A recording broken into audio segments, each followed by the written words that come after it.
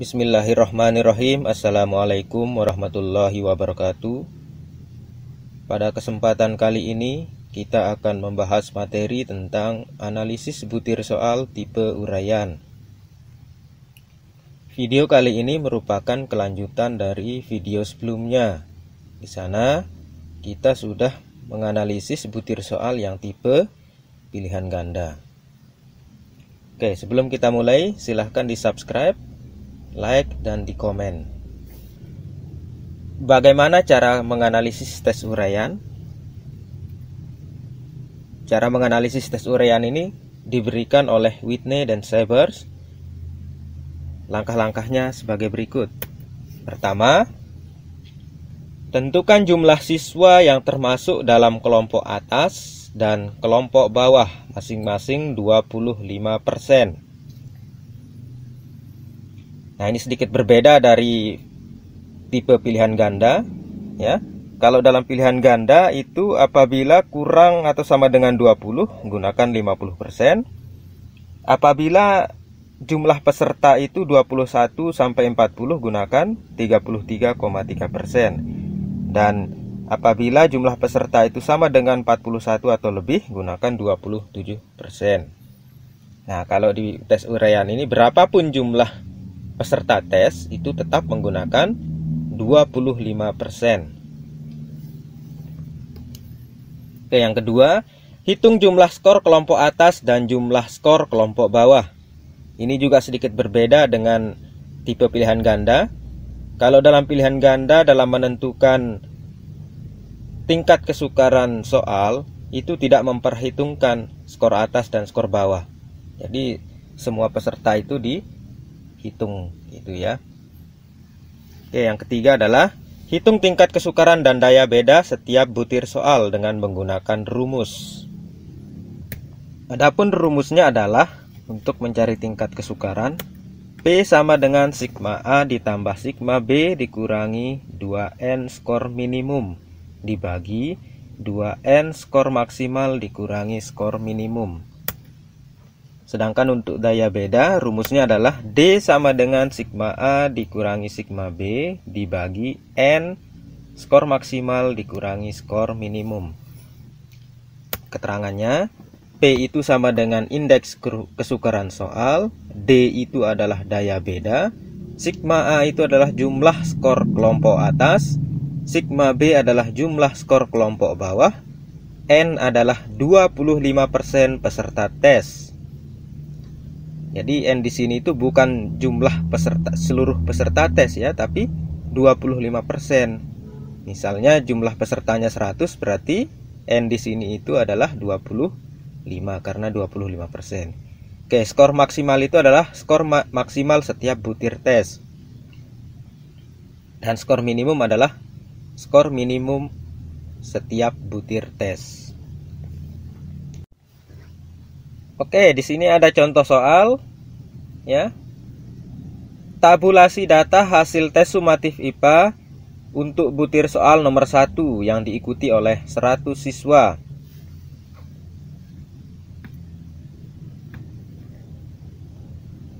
Ini ada skor maksimalnya adalah 7 untuk soal nomor 1 ini, dan skor minimumnya adalah 0. Dalam tabel tabulasi, langkahnya adalah kita jabarkan. Mulai dari skor maksimal berapa? 7, 6, 5, 4, 3, 2, 1, 0. Ya. Kalau skor maksimalnya 8 berarti 8, 7, 6, 5, 4, 3, 2, 1. Jadi tetap harus dijabarkan di sini ya. Nah, kemudian F ini adalah banyak siswa yang mendapatkan skor 7, berapa orang? Yang mendapatkan skor 6, berapa orang? Yang mendapatkan skor 5, berapa orang? Oke, kebetulan dalam soal nomor 1 ini yang mendapatkan skor 7 itu adalah 0, tidak ada. Skor 6 juga tidak ada. Skor 5 adalah 4 orang. Ya. 4 itu adalah 10 orang, 3, 6 orang, 2, 5 orang. Sehingga total skor kelompok atas itu menjadi 25. Kenapa 25 sedangkan pesertanya ini 100? Ingat, kalau dalam tes uraian ini N itu adalah 25%. Ya, jadi 25% dari 100 itu adalah 25. Oke, sekarang Fs. Fs itu maksudnya frekuensi skor. Ya, caranya adalah 0 dikali 7, 0. 0 dikali 6, 0. 4 dikali 5, 20. 10 dikali 4, 40. 6 dikali 3, 18. 5 dikali 2, 10. Sehingga totalnya itu adalah 88. Ya, sama halnya dengan kelompok bawah. Siswa yang mendapatkan skor 7 itu adalah 0. Siswa yang mendapatkan skor 6 itu 0. Siswa yang mendapatkan skor 5 itu adalah 0. Siswa yang mendapatkan skor 4, 4 orang. Kemudian yang mendapatkan skor 3, 12. Yang mendapatkan skor 2, 8 orang. Nah, di sini juga ada yang mendapatkan skor 0, yaitu 1 orang. Sehingga kalau di total itu 25. Ya, kan tadi ketentuannya adalah 25% atas dan 25% bawah. Fs itu sama 0 dikali 7, 0. 0 dikali 6, 0. 0 dikali 5, 0. 4 dikali 4, 16. 12 dikali 3, 36. 8 dikali 2, 16. Ya, 0 dikali 1, 0. 1 dikali 0, 0. Sehingga total yang didapatkan oleh kelompok bawah ini adalah 68. Oke, setelah kita dapatkan ini, ya, maka kita masukkan ke dalam rumus. Ya. Nah, sigma A ditambah sigma B dikurangi 2 dikali N dikali skor minimum bagi 2 kali N dikali skor maksimal dikurangi skor minimum. Yang mana sigma A? Jadi sigma A itu adalah yang ini. Skor kelompok atas adalah 88. Sigma B-nya berapa? Ini 68, ya. Kemudian N-nya berapa? N-nya adalah 25, ya. Oke, sekarang kita masukkan seperti ini, ya. 2N. Skor minimumnya berapa? 0, ya. Tadi dibagi 2 kali 25 kali 7 min 0. 7 ini dari mana? Dari skor maksimal. Jadi skor nomor 1, soal nomor 1 tadi kan 7, ya. Oke, setelah didapatkan kita hitung. 88 tambah 68 dikurangi 0, ya. 2 kali 25 kan 50 dikali 0, 0. Dibagi 2 kali 25, ya, sama dengan 50 dikali 7 dikurangi 0, ya. Hasilnya 156 dibagi 350 min 0. Sehingga P-nya itu adalah 0,45. Oke, sekarang setelah kita dapatkan nilai P, maka kita kategorikan. Tetap kita gunakan Fernandez sama dengan tipe pilihan ganda, di mana kalau P-nya itu lebih dari 0,75 itu termasuk mudah. Apabila P antara 0,25 sampai 0,75 itu termasuk sedang. Dan apabila P itu kurang dari 0,24 itu termasuk sukar. Nah, karena hasil perhitungan kita P itu sama dengan 0,45, maka termasuk sedang, ya. Oke, sekarang kita masuk ke daya beda. Rumusnya adalah sigma A dikurangi sigma B dibagi N dikali skor maksimum dikurangi skor minimum. Masukkan angkanya. Sigma A itu 88, sigma B itu 68, dibagi N itu 25, skor maksimum 7, skor minimum adalah 0. Sehingga kita dapatkan hasil 88 dikurangi 68 sama dengan 20. 25 dikali 7 itu sama dengan 175. Nah, kita dapatkan P itu sama dengan 0,11, ya. Kemudian kita kategorikan masih sama dengan yang pilihan ganda, yaitu apabila D-nya itu sama dengan atau lebih dari 40 itu termasuk sangat baik. Apabila D itu berkisar antara 0,30 sampai kurang dari 0,40 itu termasuk baik. Dan apabila D sama dengan 0,20 sampai kurang 0,30 termasuk sedang, dan apabila D itu kurang dari 0,20 itu termasuk tidak baik. Sehingga kalau angkanya 0,11 itu termasuk kategori tidak baik karena kurang dari 0,20. Ini ada contoh kasus hasil ujian siswa diikuti oleh 11 peserta, ya, di mana setiap soal itu memiliki skor maksimal yang berbeda-beda. Misalnya untuk soal nomor 1,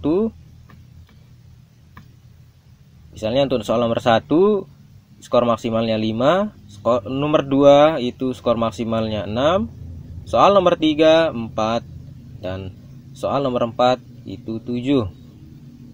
Ini daftar pesertanya, Ali, Baba, Caca, dan seterusnya. Ini skor perolehan ya. 4, 5, 3, 6 ini skor perolehan. Oke. Langkah pertama, hitung skor setiap siswa. Ya. Misalnya si Ali mendapatkan 18. Dari mana? Dari 4 tambah 5 tambah 3 tambah 6 itu 18. Baba 5 tambah 6 tambah 4 tambah 5 itu 20, dan seterusnya. Langkah kedua, urutkan dari tertinggi hingga terendah, ya. Nah, sehingga kita dapatkan hasil seperti ini. Misalnya Kalisa itu nilainya tertinggi yaitu 22, Baba itu 20, dan seterusnya. Langkah ketiga adalah tentukan jumlah siswa yang termasuk kelompok atas dan kelompok siswa yang termasuk kelompok bawah, yaitu masing-masing 25%. Jadi 25% dari 11 anak itu adalah 2,75. Bulatkan ke atas menjadi 3. Hasilnya seperti ini. Nah, ini termasuk atas, Kalisa, Baba, Ali, ya. Termasuk bawah adalah Caca, Gogon, dan Fuad. Jadi atas itu 3, bawah juga 3, ya. Oke, cara penyelesaian yang pertama kita menggunakan tabulasi seperti contoh soal yang tadi. Nah, ini hasil ujiannya. Kemudian kita coba analisis butir soal nomor 1. Yang gini ya. Ingat, skor soal ini nomor 1, skor soalnya adalah skor maksimal 5, ya. Jadi kita jabarkan 5, 4, 3, 2, 1, 0, ya. Kalau nomor 2 berarti di sini ada 6, 5, 4, 3, 2, 1, 0. Oke. Yang mendapatkan skor 5 berapa orang? Kelompok atas ini berarti 2 orang, yaitu Halisa dan Baba. Yang mendapatkan skor 4 1 orang, yaitu Ali, ya. Jadi ini skor 3, jumlahnya 3. Sekarang FS itu adalah 2 kali 5 10, 1 kali 4 4, ya. Sisanya adalah 0. Sehingga frekuensi skor itu menjadi 14 atau sigma A nya adalah 14. Sekarang bawah, yang mendapatkan 5 tidak ada, ya. Tidak ada, 0 berarti. Yang mendapatkan 4 tidak ada juga. Yang mendapatkan 3 1 orang, yaitu Caca. Tulis 1, ya, 1. Kemudian yang mendapatkan skor 2 1 orang, yaitu Fuad. 1, ya. Yang mendapatkan skor 1 orang, yaitu Gogon. Nah, FF. Kemudian FS-nya adalah 1 kali 3 3, 1 kali 2 2, 1 kali 1 1, sehingga frekuensi skor itu 6 atau sigma B-nya adalah. Kemudian langkah selanjutnya adalah dari hasil tabulasi itu kita masukkan ke dalam rumus. P sama dengan sigma A tambah sigma B dikurangi 2N skor min dibagi 2N dikali skor maksimum dikurangi skor minimum. Nah, hasilnya gini.